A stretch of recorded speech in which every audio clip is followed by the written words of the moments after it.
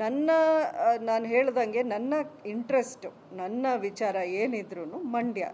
ಈ ನೋಡಿ, ನಾನು ಏನಕ್ಕೆ ಇದನ್ನು ಒತ್ತಿ ಹೇಳ್ತಾ ಇದ್ದೀನಿ, ನಿಮ್ಮ ಮೀಡಿಯಾದಲ್ಲೇ ಸಾಕಷ್ಟು ಬಾರಿ ನೀವು ಹಾಕಿದ್ದೀರಾ, ಸುಮಲತಾ ಅವ್ರು ಇಲ್ಲಿ ನಿಲ್ತಾರಾ, ಬೆಂಗಳೂರಲ್ಲಿ ನಿಲ್ತಾರಾ, ಇನ್ನೊಂದು ಕಡೆ ನಿಲ್ತಾರಾ, ರಾಜ್ಯಸಭೆಗೆ ಹೋಗ್ತಾರಾ, ಇನ್ನೊಂದು ಈ ಥರ ಇದೆ. ಬಟ್ ನಾನು ಪದೇ ಒಂದೇ ವಿಷಯ ಹೇಳಿದ್ದೀನಿ, ನಾನು ರಾಜಕೀಯಕ್ಕೆ ಬಂದಿರೋದೇ ಮಂಡ್ಯ. ನನಗನ್ಸುತ್ತೆ 4 ಬಾರಿ ಎಲೆಕ್ಷನಲ್ಲಿ ಅಂಬರೀಷ್ ಅವರಲ್ಲಿ ತುಂಬ ಒಂದು ಟ್ರೆಮೆಂಡಸ್ ಒಂದು ವೋಟ್ಸ್ ಮಾರ್ಜಿನಲ್ಲಿ ಗೆದ್ದು ಬಂದವರು. ಹಾಗೆ ನನ್ನ ವಿಚಾರಕ್ಕೆ ಬಂದರೆ ಇದು 5ನೇ ಎಲೆಕ್ಷನ್ ಅಂತ ಹೇಳಬೇಕು. ಅದರಲ್ಲೂ ಒಂದು ಇಂಡಿಪೆಂಡೆಂಟ್ ಆಗಿ ನನ್ನ ಮಂಡ್ಯ ಜನ ಯಾವ ರೀತಿ ಆಶೀರ್ವಾದ ಮಾಡಿದ್ರು. 7.5 lakhs ವೋಟ್ಸ್ ನಾನು ಫಸ್ಟ್ ಟೈಮ್ ನಿಂತ್ಕೊಂಡು ವಿತೌಟ್ ಅ ಪಾರ್ಟಿ ಸಿಂಬಲ್ ಗೆದ್ದು ಬಂದವಳು ನಾನು.